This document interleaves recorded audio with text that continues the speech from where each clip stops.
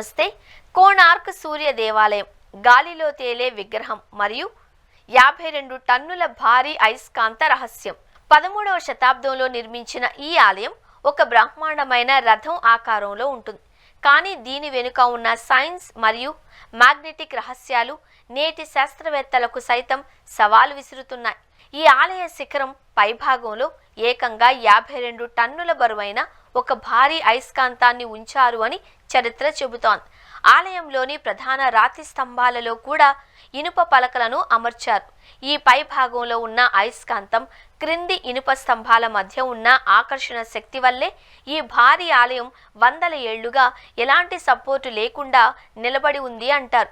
ఈ గుడిలోని ప్రధాన దేవుడైన సూర్య భగవానుని విగ్రహం నేలను కానీ గోడలను కానీ తాకకుండా గాలిలో మధ్యలో తేలుతూ ఉండేదట. పైన ఉన్న 52 టన్నుల అయస్కాంతం మరియు క్రింద ఉన్న మ్యాగ్నెటిక్ ఫీల్డ్స్ ఖచ్చితమైన బ్యాలెన్స్ వల్లే ఆ విగ్రహం అలా గాలిలో తేలేలా మన ప్రాచీన ఇంజనీర్లు అద్భుతంగా డిజైన్ చేశారు.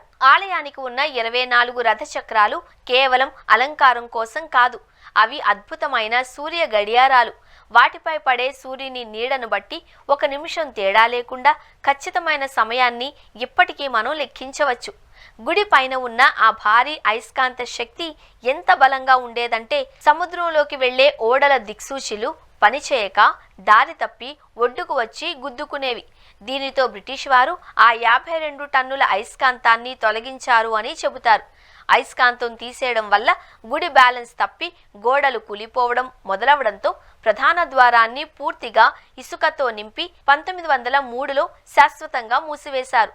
ఆధునిక యంత్రాలు లేని కాలంలోనే మ్యాగ్నెటిక్ ఫోర్స్ను ఉపయోగించి గాలిలో తేలే విగ్రహాన్ని తయారు చేసిన మన భారతీయుల మేధస్సుకు హ్యాట్స్ ఆఫ్.